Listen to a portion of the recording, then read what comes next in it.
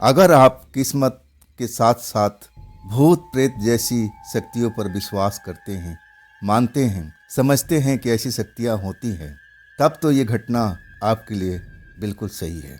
दोस्तों, मेरा नाम है राज और मैं ऐसी कहानियां सुनाता रहता हूं जो भूत प्रेत से संबंधित है, कुछ अलग है। आज की भी कहानी कुछ अलग है। ये कहानी है अजय कुमार जी की। अजय कुमार जी नौजवान थे, उम्र लगभग 27 साल की थी। ये जो कहानी बनी थी, घटना बनी थी, इनके साथ में साल था 2005 का। दिल्ली में काम करते थे।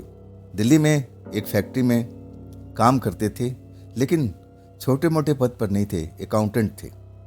अकाउंटेंट की पढ़ाई किए थे और इस फैक्ट्री में उनका सपना था कि ऐसी कोई अच्छी फैक्ट्री में या अच्छी जगह पर मेरी जॉब मिले। ये जॉब भी आसानी से नहीं मिलती है, बहुत सिफारिश लगाना पड़ता है, बहुत जुगाड़ लगाना पड़ता है, और तब जाकर कि ये जॉब उनको मिलती है अकाउंटेंट की। लगभग 6 महीना इस जगह पर काम करते हैं। सब कुछ जैसे लगता है कि सब कुछ अब सही हो गया है।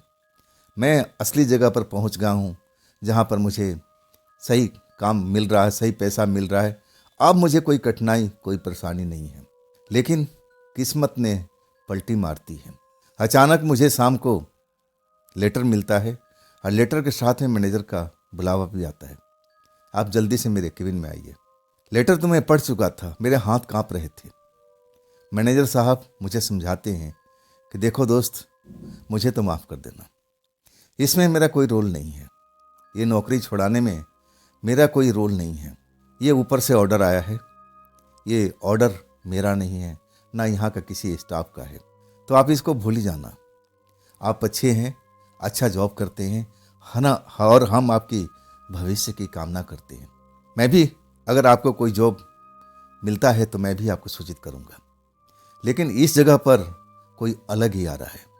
मैं तो समझ गया था कि ये नौकरी मेरे हाथ से चली गई है। हाँ, हो सकता है कि मैनेजर साहब का कोई रोल ना हो, कोई हाथ ना हो, लेकिन ऐसा कैसे हो सकता है? जिस जगह पर मैं आया था, इतनी सिफारिश सब कुछ लगा करके एन तेन प्रकरण से, और वो बस मात्र 6 महीने के लिए। मुझे तो लगा था कि मेरी ज़िंदगी इसी जगह पर कट जाएगी, लेकिन ऐसा हो नहीं पाया। यह किस्मत का ही खेल था। किस्मत ने अब बाजी पलट दी थी। मैं बिना जॉब का हो चुका था और मैं किसी लड़की से मोहब्बत करता था, प्यार करता था। जब ये दुख की बात मैं उसको सुनाता हूँ तो मुझे दिलासा देती है कि ये सब तो चलता रहता है, इसमें तुम्हें घबराने की बात नहीं है, तुम ट्राई करो, एक से एक बढ़िया जॉब तुम्हें मिल जाएगी। पढ़े लिखे हो, अकाउंटेंट हो, तो मजाक थोड़ी है। वो मुझे सांत्वना देती है, लेकिन धीरे धीरे मेरी ज़िंदगी से बाहर निकल जाती है। मैं जॉब तलाश कर रहा था, किराए का घर था, मैं दूर गांव का रहने वाला था। मेरी परिवार की उम्मीदें मेरे ऊपर में लगी हुई थी कि चलो बेटा, इतनी पढ़ाई लिखाई किया है तो हमारा घर परिवार अब बिल्कुल सही रहेगा, किसी चीज़ की टेंशन नहीं रहेगी। लेकिन अब मेरे पास में परिवार को तो मैं टेंशन देना ही नहीं चाहता था। मैं तो चाहता ही नहीं था कि मैं ये खबर अपने परिवार वालों को बताऊं, जो मैं खुशी की खबर सुना चुका था मैं अपने पापा मम्मी को, कि इस फैक्ट्री में मेरी तो लाइफ बन गई है, सब यहाँ मज़े से चल रहा है, अब कोई चिंता की बात नहीं है। लेकिन वो चिंता अब मुझे आ चुकी थी। लेकिन इस चिंता को मैं अपने परिवार के साथ में बिल्कुल शेयर नहीं करना चाहता था। मैं चाहता था कि इससे कोई मिलती जुलती जॉब मिल जाए, और तब मैं अपने परिवार को बताऊंगा। ऐसा भी नहीं बताऊंगा, घुमा फिरा के बताऊंगा। सब कुछ अपने मन में सोच लिया था। मैं किराए का मकान में रहता था और 3 महीना से ऊपर हो चुका था। ऑफिस का धक्के खाते हुए कई लोग इंटरव्यू करते थे, कहते थे कि हाँ, हम आपको बुलाएंगे, खबर करेंगे, लेकिन कोई मुझे बुलाता ही नहीं था। मैं जितने अपने यार दोस्त थे, जानने वाले थे, सबके पास मैं गया था कि भाई तुम ही कुछ सिफारिश कर दो, कोई अच्छी कंपनी में मेरी जॉब लगा दो, अच्छी नहीं सही, लेकिन जॉब तो लगना चाहिए ना। मैं जिस लाइन में था तो वही तो काम कर सकता हूँ। लेकिन कई लोग तो हाथ खड़ा कर लिए कि नहीं भाई, इतनी पहुँच तो हमारी नहीं है, वो भी अकाउंटेंट के लिए। छोटा मोटा काम होता तो मैं ज़रूर करवा सकता था अपने लेवल तक, लेकिन ये हाई लेवल का काम है, भैया मुझे तो माफ़ करना। अब मैं सच कहूँ ना कि मैं निराश हो गया था, परेशान हो गया था। मुझे अब समझ में नहीं आ रहा था कि मैं क्या करूं, कैसे मैं अपने घर वालों को बताऊं। पैसे कौड़ी की मुझे तंगी हो चुकी थी। मैं महीनों से अपने मकान का किराया नहीं दे पाया था। मकान मालिक अब मुझे अब उस नज़र से देखने लगा था कि मैं उसका किराया दूंगा कि नहीं दूंगा। उसको शायद शक होने लगा था। हाँ, तब मैं उसको समझाया कि चाचा आप परेशान मत होइए। आप जानते हैं ना कि मैं पिछले 6 महीने से आपको टाइम से पहले किराया देता था। मेरी जॉब चली गई है, मैं दूसरी जॉब की तलाश में हूँ। हाँ, जैसे ही जॉब लगेगी, जो पहली सैलरी मिलेगी, मैं सारा पैसा आपका चुका दूंगा। वो चाचा अस्वस्थ हो गए थे, लेकिन मुझे नहीं लगता था कि वो ज़्यादा दिन तक मुझे इस कमरे में रहने देंगे। मैं बहुत चिंतित रहता था।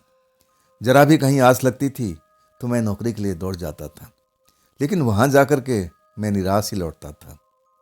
वो जॉब मेरे लिए होती ही नहीं थी। हाँ, कई बार जॉब होती थी तो मुझसे पहले किसी को ले लिया गया होता। जब तक मेरा नंबर आता तब पता चलता कि भाई वैकेंसी तो फुल हो चुकी है। मैं बहुत परेशानी में घिरा हुआ था, पैसे पैसे का मोहताज था। ऐसा लग रहा था किस्मत मेरी दगा दे गई है। मेरा भाग्य है ना, बिल्कुल मेरे साथ नहीं दे रहा है। मैं जहाँ जा रहा हूँ अच्छी चीज़ को जैसे कहावत नहीं है ना कि जो लोहा के भी छूता है तो सोना हो जाता है। अब मेरी हालत उल्टा हो चुकी थी।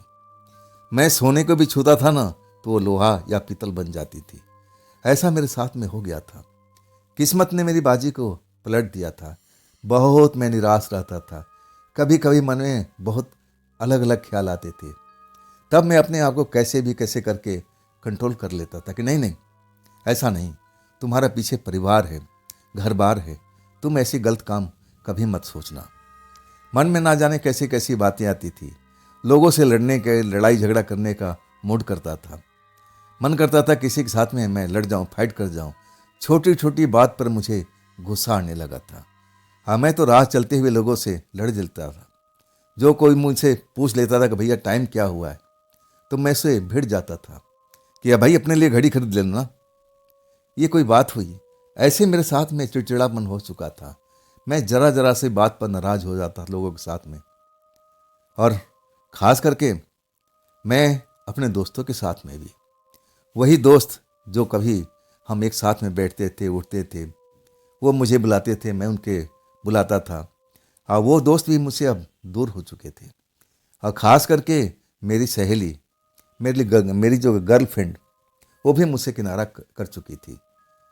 तब मैं समझ गया, दुनिया चढ़ते सूरज को प्रणाम करता है, डूबते सूरज को नहीं। मेरा हाल कुछ डूबते सूरज का हो चुका है। मैं एक पार्क में बैठा हुआ एक जगह पर इंटरव्यू देने के लिए गया था। अब वहाँ पर इंटरव्यू अब वो नाम के लिए था। वैकेंसी तो पहले हो चुकी थी, बस फॉर्मेलिटी दिखाने के लिए इंटरव्यू बुलाया गया था। उल्टे सीधे सवाल पूछे जाते हैं और मैं वहाँ भी लड़ पड़ता हूँ। हाँ, तब मुझे बेइज्जत करके उस ऑफिस से बाहर निकाला जाता है, वो भी गार्डों के हाथ। मैं एकदम अपने आप को कोसले रखता हूँ कि मुझे हो क्या गया है। मैं इतना चिड़चिड़ापन, मेरा मन कैसे हो गया है, मैं कैसे किसी से लड़ पाता हूँ, ऐसी बातें क्यों बोलता हूँ कि लोगों को बुरा लगे। नहीं नहीं, ऐसा मुझे बिल्कुल नहीं करना है। लेकिन मैं अपने आप में रहता नहीं था। नौकरी के टेंशन मेरे दिमाग को बहुत परेशान कर चुकी थी। उस ऑफिस से निकलने के बाद अब शाम तो हो चुकी थी। आज सर्दियों का टाइम था, सर्दी स्टार्ट हो चुकी थी। एक पार्क था और उस पार्क में लाइटें जल रही थी अंधेरा होने के बाद में। मुझे लगा कि यहाँ कुछ देर बैठना चाहिए था, अपने मन को शांत करना चाहिए। मुझे ऐसा व्यवहार बिल्कुल नहीं करना चाहिए। मैं अपने आप को कोसने लगता हूँ कि मुझे क्या ज़रूरत थी उस ऑफिस में हुड़दंग मचाने की। अरे भाई, उनकी कंपनी है, जिसका मर्जी वो जिसको रखे, मुझे क्या ज़रूरत थी। फिर कहता हूँ कि वो मुझसे उल्टे सीधे सवाल क्यों पूछ रहे थे। जब उनको पता है कि वैकेंसी फुल हो चुकी है तो अब ऐसे सवाल पूछने का कोई तुक नहीं, साफ मना कर देते। मैं ऐसी ही बातें सोचता रहा था कि नहीं, अब आगे से किसी से मैं लड़ाई झगड़ा नहीं करूँगा। नौकरी मिले या ना मिले, मैं देखूँगा कुछ दिन और, अब फिर मैं अपने गांव की तरफ निकल जाऊँगा। जाके अपने पिता से सब बातें बता दूंगा जो मेरे साथ में घट रही है। मैं उनसे माफ़ी मांग लूँगा कि पिताजी, मैं अब इस लायक नहीं रहा कि मैं शहर में नौकरी कर सकूं। यही सब मैं सोचता हुआ पार्क में और अपने भविष्य के बारे में सोचता रहा कि अब मैं क्या करूँगा। मुझे तो कोई जॉब में नहीं मिल रही है, क्या मुझे कोई दूसरी जॉब कर लेना चाहिए। जो मेरे लाइन की जॉब थी उसमें तो मेरा दाल गल नहीं रहा था, तो मैं क्या ऐसा कर सकता था। कोई दूसरी जॉब, उससे नीचे की जॉब, ये मुझे और मेरी ज़मीर को मंजूर नहीं था। मैं सोचता था कि नहीं अजय कुमार, जो तू है वही तुझे करना है। तू नीचे की लेबरगिरी के काम बिल्कुल नहीं करेगा, नहीं तो तू गांव चला जा। मेरे मन जैसे सब कुछ बताता था। ना जाने कितनी टाइम हो चुका था, मुझे तो होश भी नहीं था। मैं अपने ख्यालों में खोया हुआ और वहाँ पर काफ़ी देर तक बैठा रह गया था। अब वहाँ पर बिल्कुल सुनसान था। जो दो चार लोग अब उसमें टहलते हुए नजर आ रहे थे, वो तो कभी का अपने घर जा चुके थे। और जब मुझे याद आता है कि भाई अब तो टाइम बहुत ज़्यादा हो चुका है, अब मुझे भूख की एहसास भी हो रही थी, और तब मुझे लगा कि अब घर लौटना चाहिए। जेब में पैसे भी नहीं थे कि मैं कोई किराया भाड़ा से कोई साधन को पकड़ के जाता, क्योंकि मैं दिन में भी इस जगह पर पैदल आया था। अब वहाँ से मेरी कॉलोनी काफ़ी दूरी पे थी। मुझे लगने लगा कि अब चलना चाहिए, यहाँ टाइम बेकार करना ठीक नहीं है। यहाँ पर मैं क्यों बैठा, कोई मतलब ही नहीं था। आखिरकार जब मैं अपनी घड़ी देखता हूँ, टाइम देखता हूँ, तो रात का 10 बज चुका था। मैं जल्दी से पार्क से निकलना चाहता हूँ, लेकिन जैसे ही पार्क के मेन गेट पर आता हूँ तो पार्क में मेन गेट बंद हो चुका था। अब उसकी जो दीवारी थी, बाउंड्री भी थी, ऊंची ऊंची थी। एकदम परेशान हो गया। अरे भाई, मैं तो अंदर था, किसने दरवाज़ा बंद कर दिया। मुझे लगा कि अब सब लोग तो चले जाते हैं, अब जो भी चौकीदार होगा या बंद करने वाला होगा उसको मालूम होगा कि टाइम टेबल तो यही है, इतने बजे तक गेट बंद कर दिया जाता है, जिसको निकलना है वो निकल जाता है। लेकिन मैं तो उसी में फंस चुका था। मुझे लगने लगा कि ना, इसका दूसरा गेट भी होना चाहिए। अधिकांश पार्कों में मैं देखा हूँ एक बड़ा गेट और एक छोटा दूसरा गेट भी होता है। मैं दूसरे गेट को तलाश करने लगा। वहाँ पर बिल्कुल उजाला था, लाइटें अंदर जल रही थी। अब साइड बाउंड्री के चलने लगा, कहीं ना कहीं तो गेट होगा जो खुला होगा। इस टाइप का बनाया जाता है कि दरवाज़ा बंद करने की ज़रूरत भी नहीं होती, जानवर घुस नहीं पाते हैं, इंसान ही निकल जाते हैं। ऐसा गेट कई जगह पर मुझे दिखाई दिया था। मुझे लगा कि ऐसा ही गेट यहाँ पर भी होगा, चलो तलाश करते हैं। आखिरकार उस पार्क में बाउंड्री के साथ साथ मैं चलने लगता हूँ। अचानक एक पेड़ के पास में, शायद इमली की पेड़ थी उस पार्क में, इमली के पेड़ के नीचे मुझे एक औरत बैठी हुई दिखाई देती है। बड़ा भयानक चेहरा होता है, बाल बिखरे होते हैं, आंखें बड़ी बड़ी होती हैं। मैं अपने धुन में था। मैं एक निगाह डालता हूँ, अरे छोड़ो ना, मुझे क्या करना है, मुझे तो अपना रास्ता तलाश करना है। ये औरत कौन है, क्या है, मैं क्यों उससे उलझने जाऊँ। मैं अपने आप को शांत करने के लगता हूँ, और तभी मेरा दिमाग घंटी बजा देता है। अजय कुमार, ये औरत को देख रहे हो ना, ये इंसान तो हो ही नहीं सकती, जरा गौर से देखो। और तब मैं ठिठक जाता हूँ, उस औरत को देखने लगता हूँ। मेरे दिमाग की घंटी बजने लगती है कि हाँ भाई हाँ, ये औरत सामान्य नहीं दिख रही है।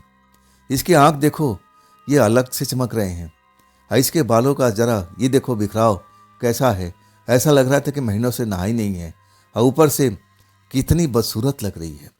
कौन है? अचानक मेरे मन में ख्याल होने लगता है, घंटी बजने लगती है डर की। अरे ये तो चुड़ैल है, ये तो चुड़ैल है। लेकिन मैंने कभी देखा नहीं था ना, पहली बार।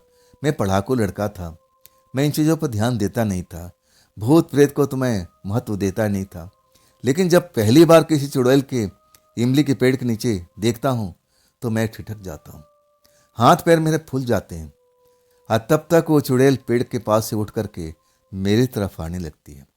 ऐसा लगता है कि उसका एकदम मुराद पूरी होने वाला है। मैं उसके सामने बिल्कुल खड़ा के खड़ा रह गया था। लेकिन जैसे ही 2-4 कदम चलती है और अचानक एक तेज हवा का झोंका वहाँ से गुजरता है। मैं देखता हूँ कि जैसे आंधी यहाँ से अभी भी गुजरी हो, पत्ता उड़ता हुआ ऐसा महसूस होता है। लेकिन हवा ना तो किसी पेड़ को हिला पाती है और ना मुझे भी लगती है। वो आंधी थी, लेकिन कैसी आंधी भाई। मैं ध्यान देता हूँ तो लगता है कि हाँ बिल्कुल सही है।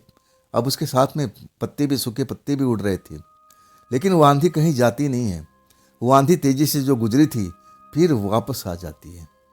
हाँ, तब मुझे लगता है कि अरे एक तो दूसरी भी है। एक तो मैंने जो देखा था वो तो थी ही, वो जो मेरे पास में बढ़ रही थी, और उसके साथ में एक दूसरी अब हम दोनों के बीच में आ चुकी थी। वो मेरी तरफ नहीं देख रही थी, वो उस चुड़ैल की तरफ देख रही थी।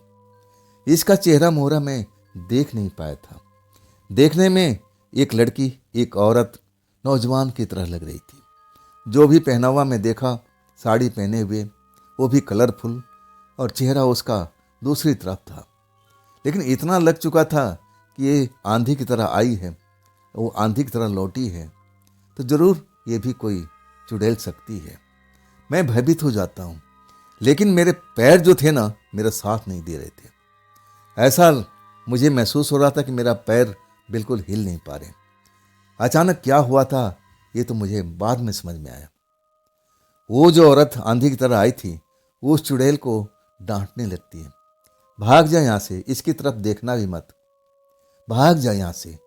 आवाज उसकी मधुर थी, और तेज तेज आवाज में उस चुड़ैल को डांट रही थी, इसकी तरफ देखना भी मत, निकल जा यहाँ से, निकल जा, इसी में तेरी भलाई है। और वाकई में वो चुड़ैल जो बदसूरत वाली होती है वो डर जाती है, उसी पेड़ के पास में जाती है, और फिर देखते ही देखते इमली के पेड़ के ऊपर में चढ़ जाती है। कुछ देर इमली के पेड़ हिलता है और फिर शांत हो जाता है। सब मैं अपने आंखों से देखता रहता हूँ। ऐसा लग रहा था कि मैं कोई डरावनी फिल्म देख रहा हूँ। मैं किसी थिएटर में हूँ, सिनेमा हॉल में हूँ, अपनी सीट पर बैठा हुआ डरावनी सीन का अनुभव कर रहा हूँ। लेकिन ऐसा नहीं था। मैं उसी पार्क में था, उसी जगह पर था। अभी तो मैं उस जगह से हिलडुल भी नहीं पा रहा था। जब वो चुड़ैल पहली वाली चली जाती है, पेड़ पर चढ़ी जाती है, और पेड़ जब हिल करके शांत हो जाता है, और तब दूसरी वाली चुड़ैल मेरी तरफ मुड़ती है। और जैसे ही मुड़ती है ना, मैं देख करके हैरान रह जाता हूँ कि वो चुड़ैल तो लग ही नहीं रही थी। वो तो साधारण एक लड़की की तरह लग रही थी, एक औरत की तरह लग रही थी। एकदम वैसे ही चेहरा मोहरा किसी इंसान का जैसा होना चाहिए, औरत का होना चाहिए, वैसे ही। सलीके से बाल उसके बंधे हुए थे, और आंखें भी अब एकदम चमकती हुई नजर नहीं आ रही थी, और चेहरा भी कोई बुरा नहीं था। मैं देख करके हैरान रह गया था, भाई ये कैसी चुड़ैल है। एक तो मैंने देखा था, और दूसरी ये है जो मुझे उस टाइम में मेरी जान बचाई थी। अगर वह मेरे बीच में नहीं आती तो शायद वह पहली वाली चुड़ैल मेरा काम तमाम कर जाती। ना जाने मेरे साथ में क्या करती, वो तो समय ही बताता। लेकिन इस चुड़ैल को देख करके जो इंसान की तरह लग रही थी, मुझे डर तो लग रहा था। मैं अभी भी भागना चाहता था, लेकिन पैर मेरे जमे हुए थे, हरकत नहीं कर रहे थे। तब वह मेरे पास में आती है, बिल्कुल नज़दीक। मैं वहाँ का लैंप पोस्ट की रोशनी में देखता हूँ। उसका चेहरे पर कोई ऐसा मुझे दिखा नहीं है कि जैसे कोई चुड़ैल हो। बिल्कुल इंसान की तरह लग रही थी, पलकें झपक रही थी, मीठी आवाज़ में कह रही थी, क्या तुम्हें पता नहीं है इस पार्क में देर रात तक कोई नहीं बैठता? क्या अपनी जान देने के लिए आए थे? मेरी तो आवाज़ नहीं निकल रही थी। अब मैं क्या बताऊं, मुझे लगा कि ये चुड़ैल तो हो ही नहीं सकती है। तब कहती, चलो यहाँ से, मैं तुम्हें बाहर निकलने का रास्ता दिखाती हूँ, नहीं तो तुम फिर इसी जगह पर फंस के रह जाओगे, और शायद कभी यहाँ से निकल भी नहीं पाओगे, किसी दूसरी दुनिया में चले जाओगे तुम। मैं भयभीत हो चुका था। मैं तो इन शक्तियों पर कभी यकीन करता ही नहीं था, और जब मैं देख रहा हूँ तो यकीन करना ही पड़ रहा है। मेरी नज़र में दूसरी वाली भी चुड़ैल थी, लेकिन जो मेरे साथ में बर्ताव करने लगती है, आवाज़ उसका ऐसा था नहीं, ना चेहरा भयानक था, तो मुझे लगने लगा कि नहीं, ये चुड़ैल तो हो ही नहीं सकती है। लेकिन ये आंधी तूफान की तरह कैसे आई थी? तब मुझे लगने लगा कि ये मेरे मन का भ्रम था, आंधी तूफान के नहीं, मैं इसको ऐसे ही देखा था। अपने मन को मैं समझाता हूँ कि नहीं, ये चुड़ैल नहीं है, एक औरत है, एक लड़की है। और उसी टाइम वो लड़की मेरा बाजू पकड़ती है, मुझे डांटते हुए, क्या तुम्हें मालूम नहीं है कि इस जगह पर रात में कोई रुकता नहीं है? तुम कैसे यहाँ पर आ गए? चलो मैं तुम्हें बाहर निकाल देती हूँ। और जैसे ही वो मेरा हाथ पकड़ती है ना, मेरे पैर एक्टिव हो जाते हैं। जैसा लग रहा था कि मेरा पैर अब मेरा साथ नहीं दे रहे हैं, और वो बिल्कुल काम करने लगते हैं। उस औरत के पीछे पीछे मैं चल पड़ता हूँ। औरत मुझे बहुत कुछ समझाते हुए वो एक छोटा सा गेट के पास में ले आती है। इसी गेट को तो मैं तलाश कर रहा था। ये गेट ऐसा बना होता है कि इंसान तो निकल सकता है, लेकिन कोई बड़ा जानवर तो इसमें आ ही नहीं सकता है। ऐसे ही डिजाइन किया होता है पार्क का। जब मैं गेट देखता हूँ ना, तो मेरी जान में जान आती है। मैं गेट के पास पहुंच जाता हूँ, तब वो लड़की मुझे रोकती है। सुनो सुनो। मैं रुक जाता हूँ। मुझे उससे अब डर नहीं लग रहा है। मुझे लगा कि नहीं, ये मेरा नुकसान नहीं पहुंचा सकती। ये तो चुड़ैल हो ही नहीं सकती। किस नज़र से चुड़ैल लगती है? देखने में एक आम लड़की लग रही है। ना तो इसके पैर उल्टे हैं जैसे मैंने पढ़ा था, सुना था, और मुझे बिल्कुल यकीन हो चुका था कि नहीं, ये चुड़ैल या कोई दूसरी शक्ति हो ही नहीं सकती है। मैं उसके पास जाता हूँ कि हाँ जी हाँ जी, बताइए। मैं डरा हुआ था, आवाज़ भी साफ नहीं निकल रही थी। तब वो कहने लगी, तुम इस जगह पर करने क्या आए थे? तुमने कुछ बताया नहीं। अब मैं उसको बताने लगा अपनी दर्द भरी दास्तां कि देखिए, मेरे साथ में ऐसा ऐसा हो रहा है। मुझे नौकरी नहीं मिल रही है। हर जगह इंटरव्यू तो करता रहता हूँ, लेकिन कोई मुझे नौकरी नहीं देता। अच्छी भली मेरी नौकरी चल रही थी और वो नौकरी मेरी निकल गई। तब से मैं 3 महीना हो चुका हूँ, दर दर की ठोकरें खाता हूँ कि कोई मुझे अकाउंटेंट की नौकरी मिल जाए।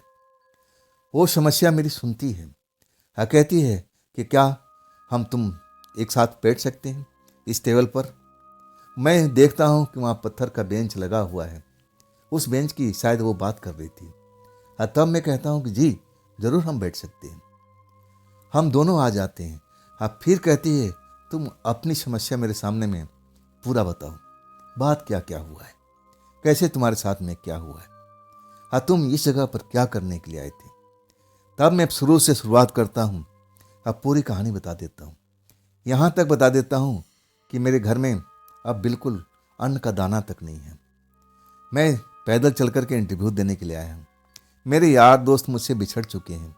वो भी जान चुके हैं कि मेरे पास जॉब नहीं है, तो सब कन्नी काट चुके हैं। मेरी प्रेमिका मुझसे दूर चली गई है। उसको भी लग रहा है कि अब मेरे पास में तो जॉब नहीं है, तो इसके साथ क्या करना है। पूरी दुख भरी दास्तां मैं उसको सुनाता हूँ। मुझे अच्छा भी लगता है उससे बात करते हुए। ऐसा महसूस होता है कि हाँ, इसी को मैं अपना सारी बात शेयर कर सकता हूँ। ऐसा क्यों कर रहा था मन, मैं तो जान नहीं पाया था। लेकिन अपने मन में कोई बात मैं छिपा नहीं पाया। उसके सामने हर एक चीज पूर्णतः बताता चला गया, और वो मेरी बात को सुनती रही, सर हिलाती रही। जहां मैं रुकता था तो कहती थी, इसके आगे क्या हुआ, इसके आगे क्या हुआ। मैं हर बात को सिले सिले बार बताता गया। आखिरकार मेरी बात खत्म होती है तो मेरी मुंह देखने लगती है। अभी तुम्हारा क्या परेशानी है, वो पूछती है। मैं कहता हूँ कि मुझे एक अदद नौकरी की जरूरत है। मैं अकाउंट का जॉब करता हूँ, अकाउंटेंट हूँ। मैं यही नौकरी चाहता हूँ। मैं इसी वजह से अपने गांव नहीं जा पा रहा हूँ कि वहाँ जा कर के मैं अपने परिवार को क्या जवाब दूंगा। लड़की सोचने लगती है। कहती है, ये काम करो, अभी तो तुम घर जाओ। मैं ऐसा कोई जॉब देखती हूँ, ढूंढती हूँ। ऐसा कोई जॉब मिल जाएगा तो मैं ज़रूर तुम्हें सूचित करूँगी। कहाँ रहती हो तुम? मैं अपनी कॉलोनी का एड्रेस बताता हूँ, अपना मकान नंबर बताता हूँ। मैं फर्स्ट फ्लोर पर रहता था, जिसकी रास्ता बाहर से है। सब कुछ उसको डिटेल में समझा देता हूँ। मैं पूछता हूँ कि क्या आप खुद आओगी? तब वो लड़की मुस्कुरा देती है। कहती है, क्या मैं आ नहीं सकती? तब मैं कहता हूँ कि नहीं जी, बिल्कुल आप आ सकती हैं। मुझे उस लड़की से जरा भी ऐसा कुछ डर नहीं लगा था। जो डर लगा था उस चुड़ैल से, जो इमली के पेड़ वाली थी। वो इमली वाली चुड़ैल मुझे कच्चा ही चबा सकती थी। जैसा मैंने उसका रूप देखा था, वो भयानक रूप, ओह माय गॉड, मैं तो झुरझुरी ले लिया था याद करके ही। तब वो लड़की कहती है कि अभी तुम निकल जाओ, मैं तुम्हारी मदद करने की कोशिश करूंगी। और उसके बाद उसी गेट से मुझे निकाल देती है। तब मैं कहता हूँ कि आप क्या इसी में रहती हैं? तब वो कहती है, हाँ, मेरे पिता है ना, यहाँ के माली हैं, मैं उनकी बेटी हूँ। इस गार्डन की रखवाली मेरे पिता के जिम्मे है। जब मैं वहाँ पर महसूस किया कि तुम्हारे साथ में कुछ होने वाला है, तब मैं तुम्हारी मदद करने के लिए आ गई थी। मैं बाकी उसकी बात को मान जाता हूँ कि हाँ, ऐसा हो सकता है। तभी तो ये पार्क का कोना कोना जानती है। इस पार्क में भला जवान लड़की क्यों रहेगी भाई? जरूर इसके पिता यहाँ पर काम करते होंगे। यहाँ पर मैं कई पार्क में देखा था कि वहाँ मालियों के रहने के लिए, स्टाफ के रहने के लिए घर भी बनाया हुआ था, स्टाफ क्वार्टर। मुझे लगा कि ये जरूर सही बात बोल रही है। मुझे यकीन हो चुका था ये चुड़ैल और ऐसी कोई शक्ति नहीं है, जरूर एक आम इंसान की तरह है, एक जवान लड़की है, महिला है, और इसके अलावा कुछ भी नहीं है। मैं उस गेट से निकल के और मैं मोड़ मोड़ कर देखता हूँ, और तब तक वो पार्क की दूसरी तरफ, नई गेट की दूसरी तरफ थी, मुझे भी देख रही थी और हाथ हिला रही थी जैसे बाय कर रही हो। मैं भी उसको बाय करके फिर जो रास्ता मेन रोड की तरफ जा रहा था, मैं वही रास्ता पकड़ लेता हूँ। मेरे जेब में तो अठन्नी तक नहीं था कि मैं किसी साधन से अपने कॉलोनी तक पहुँच पाऊँ। ऐसा ही मेरा हाल था। कई बार तो ऐसा था कि लंबी लंबी दूरी में पैदल ही तय करता था। मैं थक जाता था, लेकिन नौकरी का ऐसा दिमाग में फितूर चढ़ा हुआ था कि मुझे नौकरी हासिल करनी है तो करनी है। लेकिन वहाँ जाकर के इतना परिश्रम करने के बाद मुझे खाली हाथ लौटना पड़ता था, और तब मुझे अपने किस्मत पर कोसना मैं शुरू कर देता था कि मेरी किस्मत क्या है भाई। अच्छी भली नौकरी मेरे हाथ से निकल गई और फिर मैं दर दर की ठोकरें खा रहा हूँ। तब मैं किस्मत को बहुत कोसता था, मेरे साथ में तुम कौन सा खेल खेल रहे हो, क्यों मेरे साथ में ऐसा हो रहा है। और यही सब सोचते हुए मैं मेन सड़क की तरफ अब बढ़ने लगा था। वो इंडस्ट्री एरिया था, एक साइड में इंडस्ट्री एरिया और उसके बगल में इंडस्ट्री एरिया का बाउंड्री था। अब बाउंड्री के साथ में दाहिने साइड में पार्क था, अब उसके बगल में वही रोड जा रहा था। रोड ज़्यादा चौड़ा नहीं था, पतला सा रोड था, लेकिन ठीक ठाक था। उसमें कार वगैरह तो आ सकती थी, लेकिन बड़ी गाड़ियाँ उसमें बिल्कुल नहीं आ सकती थी, इतना चौड़ा रोड नहीं था। मैं चलता जा रहा था, और वो रोड जो वहाँ के इंडस्ट्री थे ना, वो लोग ज़्यादा इस्तेमाल करते थे, जो कार वार लेकर के निकलते थे, आते थे, जाते थे। और ट्रकों के लिए अलग से रास्ता था, वो थोड़ा लंबा पड़ता था, घूम करके, चौड़ा रोड था। लेकिन ये इंडस्ट्री में जाने के लिए बिल्कुल मेन रोड से सटा हुआ था, और 2 मिनट से मेन रोड पर कार लेकर कोई इंडस्ट्री एरिया में पहुँच सकता था।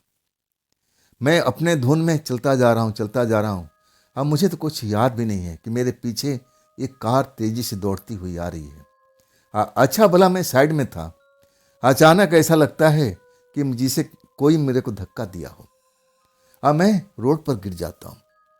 गिरने के बाद मेरे पास में रोशनी आकर के खड़ी हो जाती है। मुझे तो आवाज़ तक नहीं सुनाई पड़ती है। वो रोशनी कार की हेडलाइट की रोशनी है।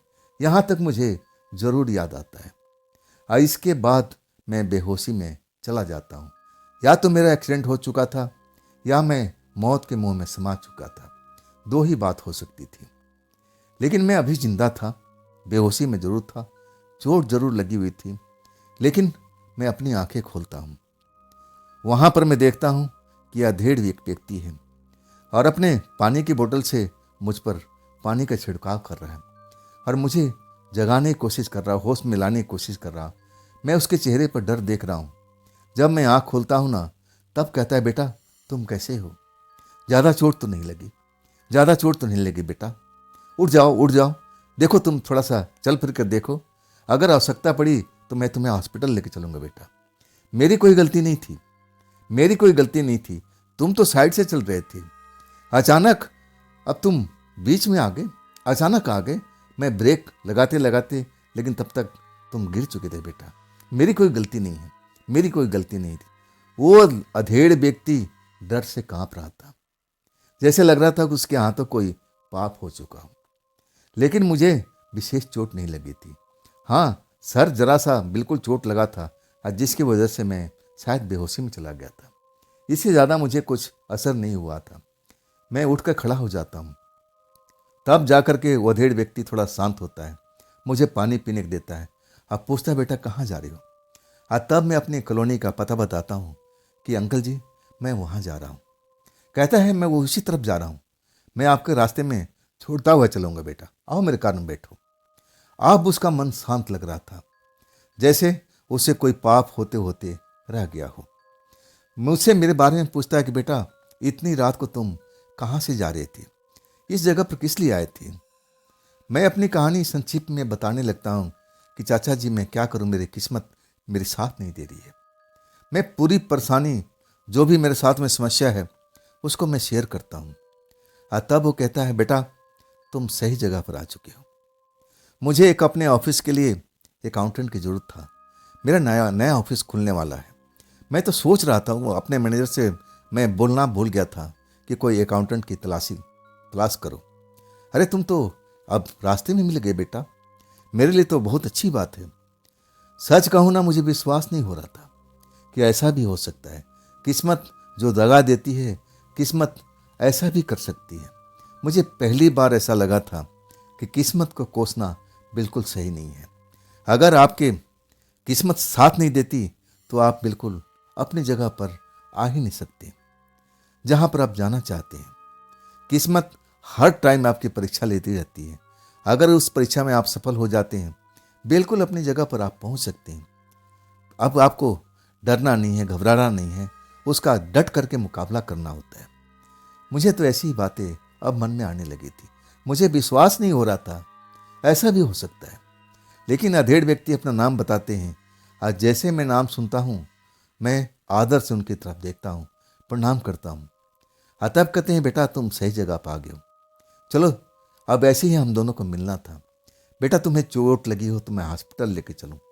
तब कहता हूँ कि नहीं नहीं सर, पहले मैं चाचा कहता था, अब मैं सर उनको बोलने लगा कि नहीं सर, मुझे विशेष चोट नहीं लगी, मैं जवान हूँ ना, मैं थोड़ा संभाल लिया था, कोई बड़ी बात नहीं है, आप बिल्कुल मत डरिए।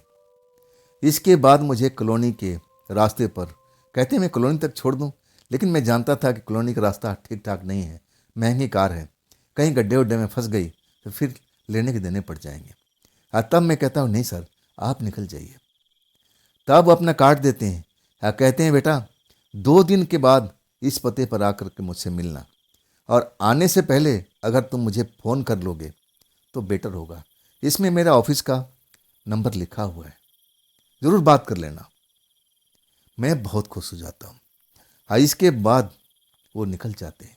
मैं उनकी कार की पिछली टेल लाइट को देखता हूँ, जो लाल रंग की जलती हुई जैसे मेरी किस्मत को बुलंद करती जा रही हो। मुझे अपनी किस्मत पर विश्वास ही नहीं हो रहा था कि अभी तक मैं धक्के खा रहा था, इधर उधर भटक रहा था। अभी थोड़ी देर पहले मेरी जान जाते जाते बची, और अचानक किस्मत एकदम बदल जाती है। एक ऐसे इंसान के साथ मैं टकराता हूँ जो इंडस्ट्री का एक मालिक भी है, उसके पास में कुछ फैक्ट्री भी है। मैं बिल्कुल यकीन नहीं कर पाता हूँ, लेकिन बिल्कुल सच्चाई थी। मैं खुशी से अब अपने कॉलोनी की तरफ बढ़ता हूँ। कुछ ही देर के बाद अपने घर तक पहुँच जाता हूँ। मैं काफ़ी देर तक सोने की कोशिश करता हूँ, लेकिन वो खुशी मुझसे बर्दाश्त नहीं हो रही थी। मुझे लग रहा था कि अब तो नौकरी मिल ही गई, अब क्या देरी है, अब सर ने बोल दिया तो बात पक्की है। वाकई में उस रात बहुत देर तक मैं जगा रहा।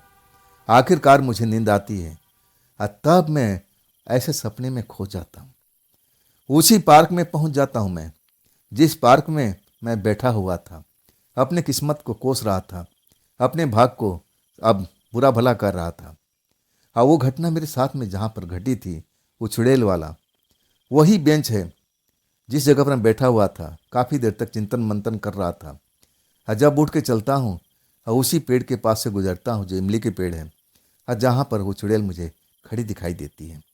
लेकिन अब चुड़ैल नहीं, उस पेड़ के पास में वही लड़की मुझे खड़ी दिखाई देती है और कहती है, देखा देखा, तेरे भाग को मैंने बदल दिया ना, तेरे भाग को बदल दिया ना। वो मुस्कुराती है और यही बात बात पर बोलती रहती है। अब मैं सपने में हूँ, सपने में उसकी आवाज़ सुन रहा हूँ, लेकिन मैं बोल रहा हूँ कि आपका बहुत बहुत धन्यवाद, लेकिन मेरे मुंह से आवाज़ निकल नहीं पाती है। ऐसा लगता है कि मेरे मुंह को किसी ने सील दिया हो, ऐसा मुझे लगता है, मैं बोल ही नहीं पाता हूँ। और वो लड़की मुस्कुराती हुई बार बार अपने सवाल को दोहराती है कि देखा, मैं तेरे भाग को बदल दिया हूँ, तू मुझे भूल तो नहीं जाएगा, तुम तो भूलेगा तो नहीं, मुझे याद तो रखेगा। मैं बोलना चाहता हूँ कि हाँ, मैं बिल्कुल आपको याद रखूँगा, लेकिन मैं बोल ही नहीं पाता हूँ। वो अब उस पेड़ के पास में कोई चुड़ैल मुझे दिखाई नहीं दे रही थी, उस लड़की के अलावा कोई भी नहीं था और बिल्कुल शांत वातावरण था। ऐसा लग नहीं रहा था कि वहाँ पर कोई डरावना है। बिल्कुल अच्छा माहौल था वहाँ पर, और अचानक मेरी नींद खुल जाती है।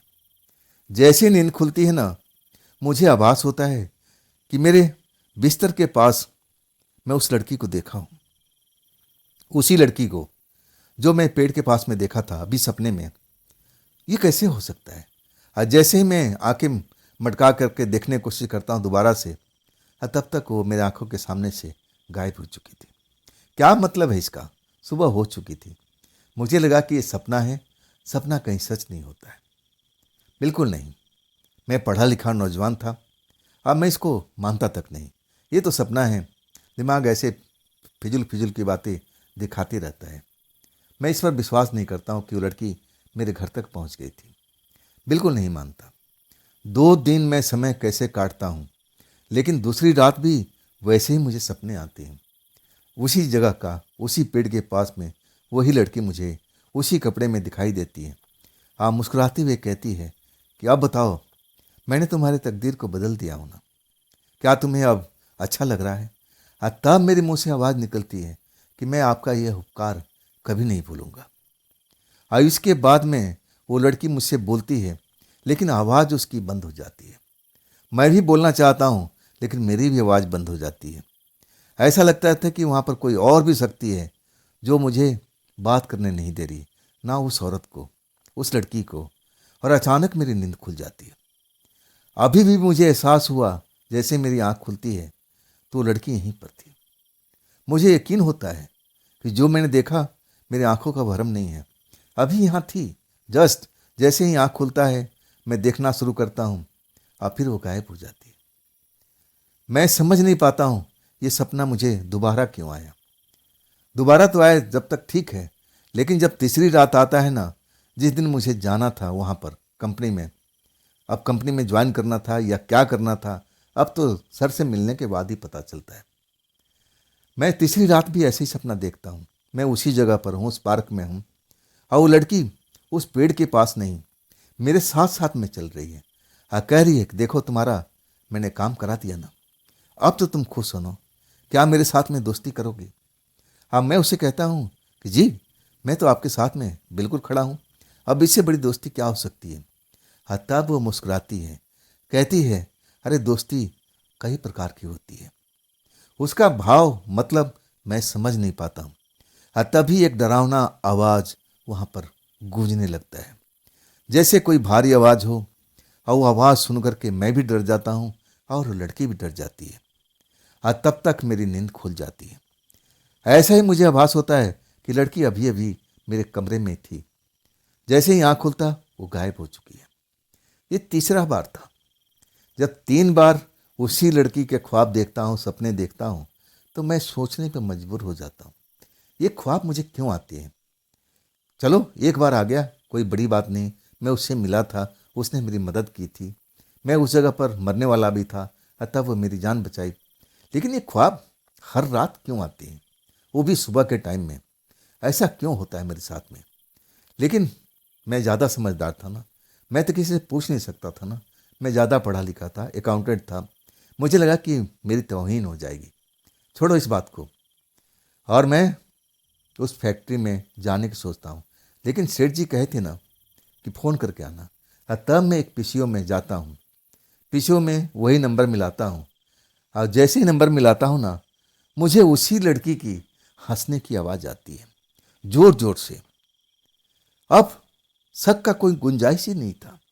मैं तो नंबर मिलाया अपने साहब को, लेकिन ये नंबर कहाँ मिल गया? कहीं गार्डन में तो नहीं मिल गया? ऐसा नहीं हो सकता, गार्डन में फ़ोन कहाँ से आ गई?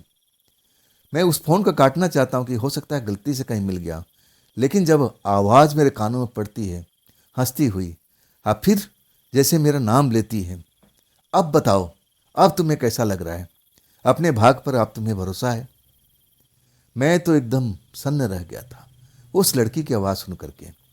अरे मैं तो अपने सर का नंबर मिलाया, इसको कैसे मेरा नंबर मिल गया? मुझे लगा कि अनजाने में मिला हुआ है। तब मैं उससे बातें करने लगता हूँ कि जी, आपका बहुत बहुत शुक्रिया, आपने मुझे मेरी बहुत मदद किया। आज मुझे एक नौकरी मिलने वाला है। अब मैं अपने सर से बात करने वाला था, सर मुझे बुलाए हैं, शायद इंटरव्यू लेना चाहते होंगे। तभी तो मैं उस लड़की का बहुत बहुत धन्यवाद बोलता हूँ। तब लड़की खिलखिलाने लगती है, हंसने लगती है, कहती है कि मुझे भूल तो नहीं जाओगे ना। सपने की बातें मुझे एकदम तरोताजा हो जाती है। ये तो सपने में आई थी। मैं कुछ पल तो मैं कुछ बोल ही नहीं पाता हूँ। माथे पर पसीना आ जाता है, लेकिन डर नहीं लगता है। अचानक मेरे साथ में ऐसा क्यों होता है, मैं समझ नहीं पाता हूँ। तब मैं कहता हूँ कि एक बात पूछूं आपसे। लड़की कहती एक नहीं, दो चार बातें पूछ लो इकट्ठी, सबका जवाब दूंगी। तब मैं कहता हूँ कि देखिए, मैं 3 रात से आपका सपना देख रहा हूँ। मैं उसी पार्क में आपको पाता हूँ, पूरी बात बता देता हूँ। तब लड़की खिलखिलाने लगती है। कहती है कि शायद तुम भी मुझसे प्यार करने लगे हो। तभी तो मेरी सपना तुम्हें आने लगा है। हम जल्द मिलेंगे, क्या तुम मेरे से मिलना चाहते हो? मैं कहने लगा कि देखिए, अगर ये नौकरी मिल जाती है तो मैं ज़रूर आपसे मिलूंगा, खाली हाथ नहीं, मिठाई के साथ में। लड़की खिलखिलाने लगती है। कहती है मुझे मिठाइयाँ बहुत पसंद है, मैं तुम्हारी इंतज़ार करूंगी। ये नौकरी तुम्हें मिलना ही है, ये नौकरी सिर्फ तुम्हारे लिए है और किसी के लिए नहीं। जाओ और जाके ज्वाइन कर लो। फ़ोन कट जाता है। अब इंगेज का टोन आ रहा है। अब फिर मैं फ़ोन को रिसीवर रखता हूँ। कई पल तो मैं सोच ही नहीं पाता हूँ कि नंबर तो मिलाया था अपने साहब को, आई नंबर लड़की के पास कैसे चला गया? जरूर मेरे से गलती हुआ होगा, कोई नंबर मैंने गलत मिला दिया था। मैं कुछ पल तो सांसें लेने लगता हूँ, अपने आप को संयम करने लगता हूँ। अब फिर अपने सर का नंबर दोबारा मिलाता हूँ। घंटी बजती है और कुछ देर के बाद में सर फोन उठाते हैं। मैं उनकी आवाज़ को पहचानता था। नमस्कार कहता हूँ, अपना नाम बताता हूँ। तब वो हंसने लगते हैं। अरे मैं तुम्हारा इंतजार कर रहा था, मैं तो सोचा कि तुम जल्दी आ जाओगे। देखो मुझे 1 घंटा ऑफिस में बैठे हुए हो गया, जितना जल्दी आ सकते हो भाई आकर के काम धाम संभाल लो। जैसे ही सुनता हूँ ना, मेरे आंखों से आंसू आना शुरू हो जाते हैं। आंसू से मैं कुछ बोल ही नहीं पाता हूँ। मेरे आंखों से आंसू टपकने लगते हैं। मेरे अपने भाग पर विश्वास नहीं होता है। ऐसा भी हो सकता है क्या? ऐसा भी हो सकता है। तब उधर से सर की आवाज़ आती है। कहते हैं अजय, क्या मेरी बात सुनाई नहीं पड़ रही है? अजय अजय। तब मैं अपने आप को कंट्रोल करता हूँ। कहता हूँ साहब, मैं रास्ते में हूँ, बस मैं कुछ ही देर में पहुँच जाऊँगा। फ़ोन रख देता हूँ। अब मेरे आंखों से आंसू बहना शुरू हो जाता है। पीछे का मालिक कहता है भाई, पानी रखा है वहाँ पर, चाहो तो अपने आंखों को साफ कर लो। बात क्या हो गया दोस्त, कोई ऐसी वैसी बात तो नहीं है? तब मेरे चेहरे पर मुस्कान दौड़ आती है। कहता हूँ भाई, नहीं ऐसी वैसी बात नहीं है, खुशी की बात है। कुछ पैसे मैंने अपने मकान मालिक से उधार लिए थे। मैं बताया था कि मेरी जॉब अब लगने वाली है, जल्दी से मैं सब आपका पैसा चुका दूंगा। मकान मालिक अब शायद मुझ पर थोड़ा सा विश्वास करने लगा था, लेकिन उसका देखने का अंदाज मुझे सही नहीं लगता था। ऐसा लगता था कि वो मुझ पर जरा भी यकीन नहीं करता है। उस नज़र से देखता था, टेढ़ी नज़र से, लेकिन दिल का बड़ा भोले भाले थे। मैं जब गुजारिश करता हूँ कि कुछ पैसे मुझे उधार दे दीजिए, आप जैसे ही सैलरी मिलेगा मैं आपको लौटा दूंगा, उन्होंने एक शब्द नहीं कहा। जेब में हाथ डालते हैं और कहते हैं जितना चाहिए इसमें से निकाल ले। मैं ज़रूरत का पैसा निकाल लेता हूँ और बाकी उनको लौटा देता हूँ कि चाचा ये पैसे संभाल कर रखिए, और मैंने इतने पैसे लिए हैं, मैं बाइज्जत आपका पैसा लौटा दूंगा। लेकिन वो मुस्कुराते भी नहीं थे, बस वैसी टेढ़ी नज़र से मुझे देखते थे। शायद उनका देखने का यही अंदाज था, वो तो बाद में पता चला था मुझे। मैं बहुत खुश था। अब इसके बाद मैं साधन लेता हूँ वहीं से और सीधा उस कंपनी में पहुँच जाता हूँ। और वाकई में साहब मेरा इंतज़ार कर रहे थे। हर एक चीज़ मुझे अब बताने लगे फैक्ट्री के, देखो ये नई फैक्ट्री है और जल्दी ये स्टार्ट होने वाली है, ज़्यादा से ज़्यादा हफ्ता दिन लगेगा, कुछ पेपर वर्क बाकी रह गए हैं, एनओसी वगैरह जैसे मिल जाती है और फिर ये फैक्ट्री स्टार्ट हो जाएगी। और तब तक तुम भाई अपना काम संभाल लो। सब कुछ वो बता देते हैं, जिम्मेदारी मुझे दे देते हैं और अपने जेब में हाथ डालते हैं। और फिर कहते हैं मैंने कहाँ रख दिया। मैं समझ नहीं पाता हूँ कि किसकी बात कर रहे थे, क्या बात कर रहे थे। तब कहते हैं हाँ मुझे याद आ गया। अपने ब्रीफ केस खोलते हैं और फिर एक चमकती हुई चाबी मुझे निकाल कर देते हैं और कहते हैं, अजय ये तुम्हारे लिए मोटरसाइकिल नया खरीदा था। मुझे पता था कि तुम्हारे पास साधन उधन नहीं है, मेरी कंपनी का नुकसान हो जाएगा, अगर तुम लेट हो जाओगे तो मेरे लिए तो बड़ा समस्या हो जाएगी। मेरे मुंह से आवाज़ नहीं निकल रही थी, आंखों से आंसू बहने लगा था। उस पल को मैं आज भी याद करता हूं ना, तो बस ऐसा ही मेरे साथ में होता है। वो साहब मेरे पे कितने यकीन कर रहे थे। एक रात में छोटी सी घटना हो जाती है और उसके बाद उनको क्या हो जाता है। जैसे मैं उनको कई सालों से जानता हूँ, वो मुझे कई सालों से जानते हैं। मुझे विश्वास नहीं, चाबी मेरे हाथ में है लेकिन मेरा हाथ कांप रहा था। और वो कहते हैं, नौजवान अपने आप को संभालो, अभी तो इससे भी बड़ी जिम्मेवारी कुछ दिनों के बाद में तुम्हारे पास में आने वाली है। अभी से हाथ कपेगा तो इतनी बड़ी जिम्मेवारी कौन संभालेगा। मुझे यकीन नहीं हो रहा था। साहब के कान में जो अब मुझसे आवाज़ निकल रही है मेरे कान में पहुंच रही थी ना, मुझे सपने की तरह लग रहा था। मैं यकीन नहीं कर पा रहा था कि इतनी बड़ी जिम्मेदारी मुझे मिल जाएगी। मैं इकलौता इस ऑफिस का बॉस था, अकाउंटेंट, कम पावर नहीं थी और मैं बड़ा खुश था। और तभी कहते हैं कि ठहरो, तुम्हें पैसे की भी ज़रूरत है, मैं जानता हूँ तुम्हारे पास में पैसा नहीं है। अब फिर कुछ पैसे भी निकाल के देते हैं, ये लो अपने खर्चे वर्चे के लिए, अपने मकान मालिक का पैसा चुका देना, अपने खाने पीने की व्यवस्था कर देना, और देखो ज़्यादा दिन तक मैं तुम्हें वहाँ रहने नहीं दूंगा। तुम्हारे लिए मैं फ्लैट देख रहा हूँ और जितना जल्दी मैं उसको ले लूँ और उसके बाद तुम उस फ्लैट में आ जाना। अब मुझे अपनी भाग पर मैं कोसा करता था ना, अपने भाग को मैं सराहने लगा कि देख लो, ये वही भाग था जो मुझे अच्छी भली नौकरी से निकाला था और फिर यही भाग है कि मुझे कहाँ से कहाँ पहुँचा दिया। मैं उस ऑफिस का काम संभाल लेता हूँ। और इसके बाद उस लड़की की खनकती हुई आवाज़ मेरे कानों में जो टेलीफोन पर हुई थी, सब कुछ सुनाई दे रही थी। मैं रात को अपने उसी कमरे में जाता हूँ। चाचा का पैसा मैं सब कुछ हिसाब कर देता हूँ। चाचा उसी टेढ़ी नज़र से देखते रहते हैं। और तब मैं हंस पड़ता हूँ कि चाचा, कभी आप हंसते भी हो? आप हमेशा ऐसे ही मुझे टेढ़ी नज़र से देखते रहते हो। और तब कहते हो कि मैं क्या करूँ, ये तो मेरा अंदाज है। और इसके बाद वो ज़ोर ज़ोर से हंसने लगते हैं और कहते हैं, इसमें मेरा कोई कसूर नहीं है। जब तक कोई हंसने का टॉपिक ना मिले तो मैं कैसे हंसूंगा, मैं तो ऐसे ही रहता हूँ। और तब मैं समझ गया कि चाचा यही हैं, इनका देखने का अंदाज यही है। और ये भी खुल करके हंसते हैं जब हंसने का कोई मसाला मिल जाए। बड़ा ही दिलदार चाचा थे। पैसा कौड़ी देने के बाद मैं बेफिक्र हो जाता हूँ। अब मैं रात को खाना पीना खा करके अपने बिस्तर पर आराम करता हूँ।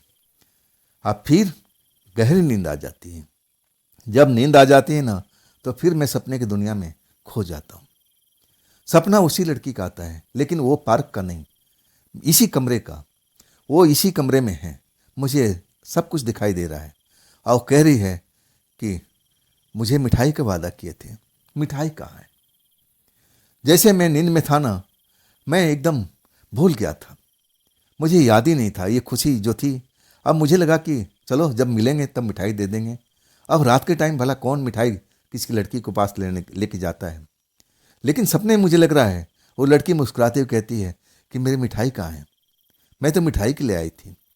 अचानक मेरी नींद आँख खुल जाती है, नींद तो नहीं, आँख खुल जाती है।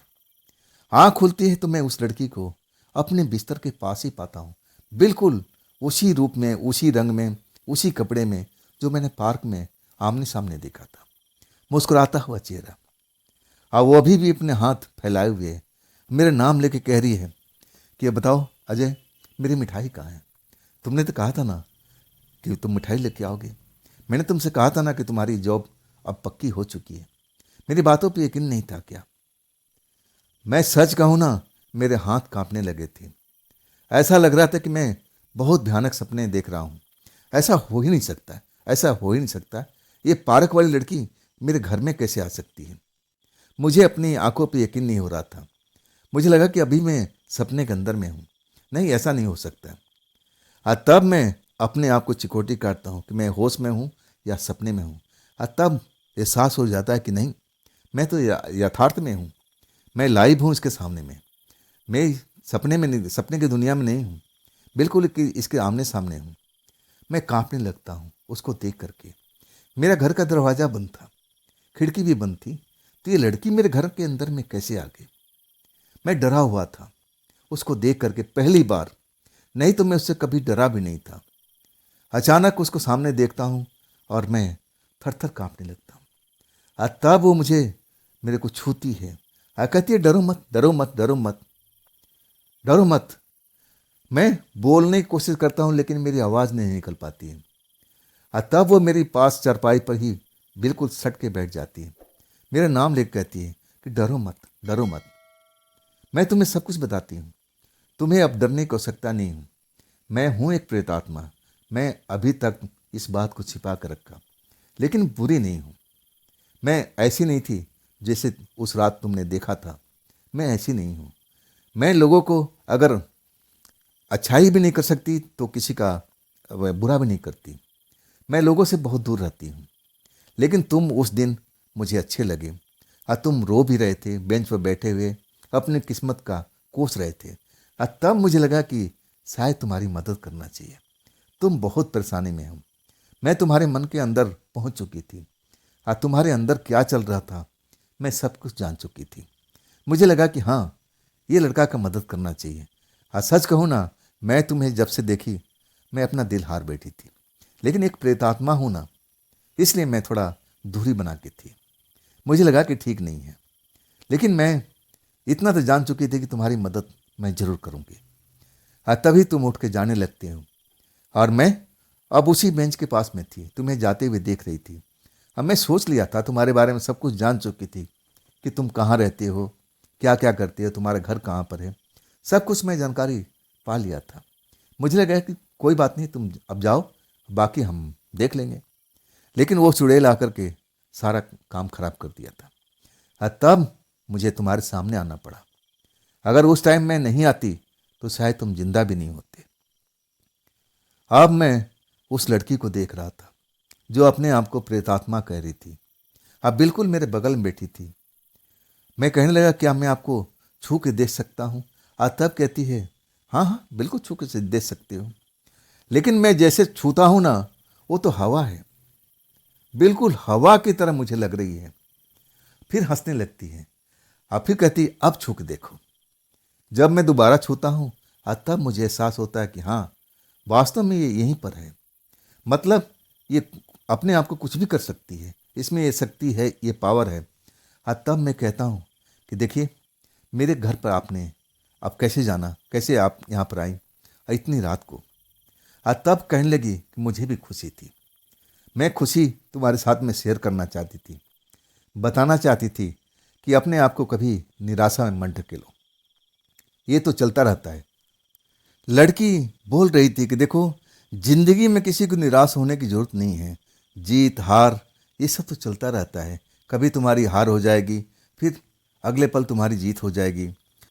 अपने आप को संभालो, ऐसे मौके के लिए अपने आप को तैयार रखो। ये ना कि अपनी आप ऐसी बुरी बुरी बातें सोचने लगो। नहीं नहीं, ये सब ठीक नहीं है। मैं तुम्हारे मन के अंदर में घुसी हुई थी, आज सब कुछ जान चुकी थी। मुझे लगा कि लड़का अपनी ज़िंदगी से निराश हो चुका है, इसकी मदद मुझे ज़रूर करना चाहिए। जब वो लड़की मुझे शिक्षा की बात बताती है तब मुझे लगता है कि लड़की तो बहुत पढ़ी लिखी होगी। मैं पूछता हूँ, क्या अब वास्तव में पढ़ी लिखी विद्वान है? तब कहती, हाँ मैं हूँ, लेकिन मैं अब एक प्रेतात्मा हूँ। अब मुझे विश्वास नहीं होता, लेकिन वो मेरी बगल में बैठी हुई थी और एक तरह से मेरी मित्र बन चुकी थी। मैं उसको छुआ तो मुझे एहसास भी हुआ। अब मैं सोचने लगा कि अब मैं क्या करूं, अब मैं क्या करूं। तब मैं कहता हूं कि देखिए, मुझसे गलती हो गई। मुझे अनुमान नहीं था कि आप रात के टाइम हमारे कमरे में आ जाएंगी, नहीं तो मैं आपके लिए मिठाई जरूर लेके आता। मैं सब कुछ बताता हूं जो ऑफिस में मेरे साथ में घटा है। मेरे बॉस ने मुझे नया बाइक दिया है और मुझे पैसा भी दिया है, और वो भी बताया कि जल्द मुझे फ्लैट मिलने वाला है। तब वो लड़की बहुत खुश हो जाती है, कहती है कि देखो, मैं तुम्हें साफ शब्दों में कहना चाहती हूँ, इसके पीछे मेरा मनसा भी है। मैं तुम्हें पाना चाहती हूँ, लेकिन इस हालात में नहीं। अगर तुम शादी करते हो तो पहली रात मेरी होगी। मैं उसकी बात का मतलब अर्थ बिल्कुल समझ नहीं पाया था। मैं कहने लगा, ये कैसे संभव है?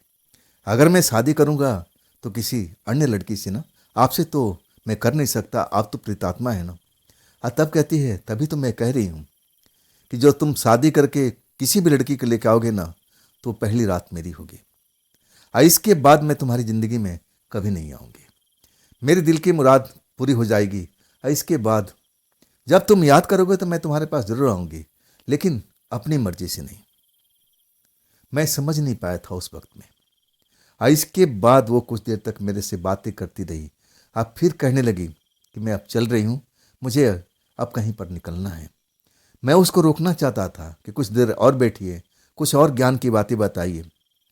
एक तरह से वो लड़की मुझे प्रेम भी करती थी, लेकिन वो एक प्रेतात्मा थी। अब भला मैं प्रेतात्मा से कैसे प्यार कर सकता था? उसकी ख्वाहिश थी, वो कहती थी कि जब तुम शादी करोगे तो पहली रात मेरी होगी। इसके बाद तुम्हारी ज़िंदगी में कभी दखल नहीं दूंगी। हाँ, तुम मुझे याद अगर करोगे तो मैं ज़रूर तुम्हारे पास में आऊँगी, तुम्हारी मदद करने के लिए, और कुछ नहीं। इस तरह मेरी ज़िंदगी का गाड़ी स्टार्ट हो जाती है। हाँ, वो लड़की दोबारा हमारे घर में नहीं आती है। मैं जब उसको याद करता हूँ ना, तब हमारे घर में आ जाती थी। जब मैं मिठाई लेके आता हूँ और उसको याद करता हूँ तो मुस्कुराते हुए आ जाती है। हम दोनों मिठाई खाते हैं, एक दूसरे की बातें हम बताते हैं। मैं ऑफिस में क्या हुआ, ऑफिस अब शुरुआत कब तक हो जाएगा, मैं सब कुछ बताता हूँ। मतलब रोज़मर्रा की ज़िंदगी की बातें, और कुछ नहीं। लेकिन वो मुझे प्रेम करती थी, मुझे उस नज़र से देखती थी जो एक नवयुवक को लगेगा कि हाँ, ये लड़की बहुत तुमसे प्यार करती है। मैं कई बार उसको बाहों में भरना चाहता था, मेरा मन भी मचल जाता था। तब वो लड़की कहती कि नहीं, मेरा ये शरीर ऐसे ही है, ये प्रेतात्मा का शरीर है।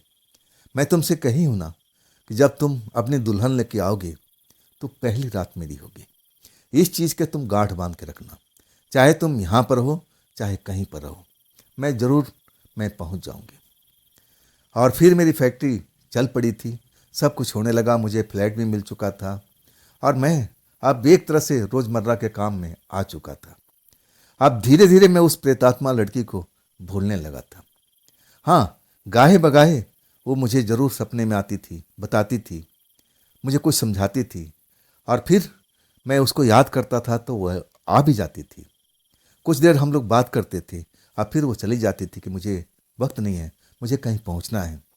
मैं रोक भी नहीं पाता था। आखिरकार मैं उस लेवल तक पहुंच गया था। कुछ ही महीने में, 7-8 महीने जरूर लगे थे। तब मुझे एक लड़की से प्यार हो जाता है दोबारा से। उसी उसी जो मैं ऑफिस में काम कर रहा था, उसी ऑफिस की लड़की थी काम करने वाली, और उसे मुझे प्यार हो जाता है। अब ऐसा प्यार होता है, प्यार वो मालिक तक बात पहुंच जाती है। और वो जो मेरे मालिक थे वो कहने लगे कि देरी किस बात की, तुम दोनों प्यार करते हो तो शादी भी कर लो। सारा कुछ अब वही प्रबंध करते हैं और हमारी शादी उस लड़की से हो जाती है। दुल्हन बन करके हमारे घर में आ जाती है। मैं उस प्रेतात्मा को भूल चुका था कि वो तो मजाक में बोली होगी, उससे क्या मतलब है। मुझे बिल्कुल भी नहीं लगा था कि वो प्रेतात्मा अपना कहे हुए वादे के अनुसार मेरे घर तक पहुंच जाएगी। सुहाग रात था। सुहाग रात को मैं अपने पत्नी को पास जाता हूँ और उसी वक्त में अंधेरा हो जाता है, जैसे बिजली कट जाती है। एक पल तो लगा कि अरे क्या हो गया, ये क्या हो गया, लेकिन अगले पल बिजली आ जाती है। आज जैसे ही मैं बिजली आने के बाद अपनी दुल्हन का घूंघट उठाता हूँ और मैं एकदम चौंक जाता हूँ। चेहरा मोहरा, मैं तो पहले अपने प्रेम किया था, मैं जानता था कैसा इसका फेस है, लेकिन चेहरा मोहरा बिल्कुल बदला बदला नजर आ रहा था। आंखें उसी प्रेतात्मा लड़की की तरह लग रही थी और उसकी जो मुस्कुराहट थी ना, मैं तो भूल ही नहीं सकता हूँ। वो मुस्कुराहट वही प्रेतात्मा लड़की कर सकती थी। मैं एकदम समझ चुका था। तब मेरे कान में कहती है कि तुम्हें बुरा तो नहीं लगेगा ना, आज रात मैंने तुमसे बोली थी ना, एक रात तुमसे मांगा था ये सारा काम के बदले, अगर तुम्हें इतराज है तो मैं चली जाती हूँ। मैं कुछ पल तो बोल ही नहीं पाया था। मैं फिर बोलता हूँ कि नहीं, मुझे कोई इतराज नहीं है। अब फिर वो मेरी बाहों में आ जाती है। लेकिन उसके बाद दोबारा वो ज़िंदगी में मेरी दखल देने की नहीं आती है। हाँ, एक बार मैं ज़रूर उसको याद किया था और तब वो मेरे पास में आई थी। कुछ बातें मैं उसे करना चाहता था, काम की बातें। और वो बातें करने के बाद फिर कहती है कि तुम्हारा अब देखो शादी हो चुका है और अपनी ज़िंदगी में आगे बढ़ो, अपने काम में तरक्की पाओ और देखना तुम बहुत आगे तक जाओगे। उसने सही कहा था। मैं मेहनत करता गया और तरक्की की सीढ़ी चढ़ता गया। लेकिन था मैं उसी ऑफिस में। अब मेरे अंडर में 4 फैक्ट्री थी, चारों का अकाउंट मैं ही अब एक तरह से बॉस था। सैलरी भी बढ़ गई थी। अब इसके बाद हमारी जीवन शैली भी बदल गई थी। कहाँ हम गरीबी में जिया करते थे। मैं पैदल चलता था, नौकरी की तलाश में इधर से उधर भटकता रहता था। अचानक वो मोड़ आता है। उस मोड़ पर मैं उस पार्क में जाता हूँ। अब फिर उस लड़की से टकराव होता है। वो झूठ मूठ का एक्सीडेंट होता है। वो एक्सीडेंट उस लड़की ने ही कराया था, जानबूझ करके। उसको मालूम था कि जो कार चलाने वाला जा रहा है ना, ये फैक्ट्री का मालिक है। सब कुछ उसका एक तरह से प्री प्रोग्राम था। वो मेरे जीवन में अब एक तरह से सफलता चाहती थी और आखिरकार उस लेवल तक मुझे पहुंचा दिया था। मैं आज भी उसका आभारी हूँ, लेकिन अब उससे मेरी मुलाकात नहीं हो पाती। जब भी मैं याद करता हूँ दिल से, लेकिन वो मुझे नज़र नहीं आती, ना तो उसको कोई स्वप्न भी आता है। मुझे लगता है कि उसकी मुक्ति मिल चुकी है। मैं तो यही कामना करूँगा कि अगर मुक्ति नहीं मिली है तब भी उसको मुक्ति मिल जाए। अगर इधर उधर भटक रही है तब भी वो मुक्त हो जाए इस आत्मा की जोनी से। तो दोस्तों, ये थी आज की कहानी अजय कुमार जी की। ये कहानी आपको कैसी लगी कमेंट में ज़रूर बताइएगा। और दोस्तों, अगर आपके पास भी ऐसी कोई कहानी है, अपनी कोई अपना आप बीती है, तो आप मुझे ज़रूर बताइएगा। मेरे इंस्टाग्राम पर से आप मुझे भेज सकते हैं, मेरे व्हाट्सएप नंबर से भी आप मुझे शेयर कर सकते हैं और मेरी मेल आईडी से भी आप मुझे शेयर कर सकते हैं। और दोस्तों, ये भी चैनल आप ही का है, इसको भी अपना प्यार दीजिए, दुलार दीजिए, लाइक कीजिए, सब्सक्राइब कीजिए, शेयर कीजिए और हाइप वाला बटन को ज़रूर इस्तेमाल कीजिएगा, दबाइएगा। तो दोस्तों, कल मिलते हैं ना एक ऐसी ही मनोरंजक घटना के साथ में। आप लोग अपना ख्याल रखिएगा। नमस्कार।